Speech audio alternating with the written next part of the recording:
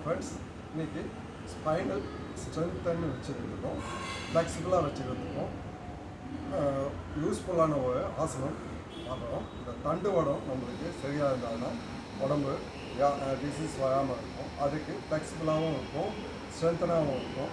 இது எப்படி பண்ணுறதுன்னு பார்ப்போம். இதுக்கு ஒரு 4-5 ஆசனங்கள் பண்ணுறோம். இது பிடிச்சிருந்தா என்னோட சேனல் லைக் பண்ணுங்கள். இது எப்படி பண்ணுறதுன்னு ஃபஸ்ட்டு சுகாசனங்களில் நீங்கள் இந்த பொசிஷனில் உட்காருங்க.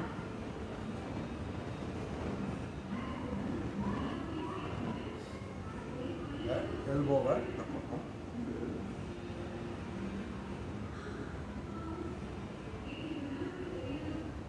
ஒரு 20 கவுண்ட்ஸ் ஹோல்ட் பண்ணுங்கள். உங்களுக்கு இது ஸ்ட்ரெச் ஆகுது நல்லா தெரியும்.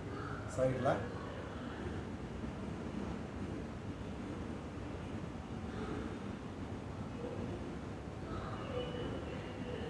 நல்லா இனியல் எக்ஸசைஸ் பண்ணிட்டு இருக்கோம். இதே நீங்கள் பத்மாசனத்தில் பண்ணும்போது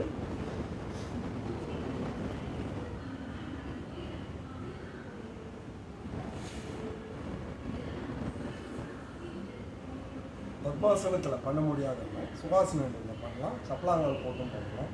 இந்த எல்போவை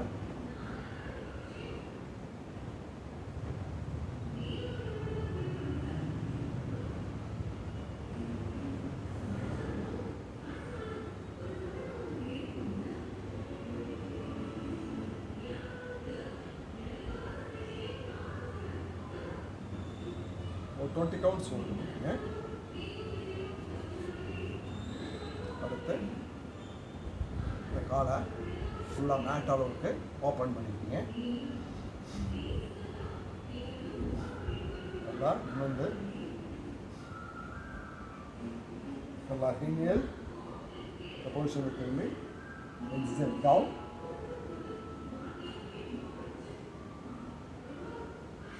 ஒரு 20 கவுண்ட்ஸ் ஹோல்டு பண்ணுங்கள். Inhale, exhale down.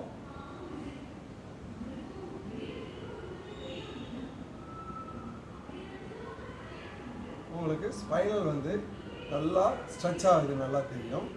அடுத்து இந்த கையை இந்த சப்போர்ட் பண்ணிட்டு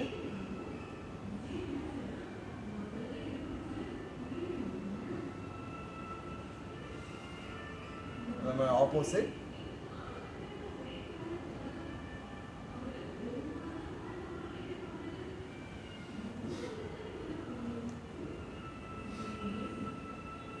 அடுத்து நல்லா ஸ்ட்ரைட்டாக நீங்கள் ஃபுல்லாக கண்ட்ரோலாக ஸ்ட்ரைட்டாக இருக்கும். உங்களுக்கு ஒரு 20 கவுண்ட்ஸ் ஹோல்டு பண்ணுங்கள். அடுத்து கட்டவரில் லாக் பண்ணிக்கோங்க. சின்ன கீழே லாக் பண்ணுங்கள். ஒரு 20 கவுண்ட்ஸ்.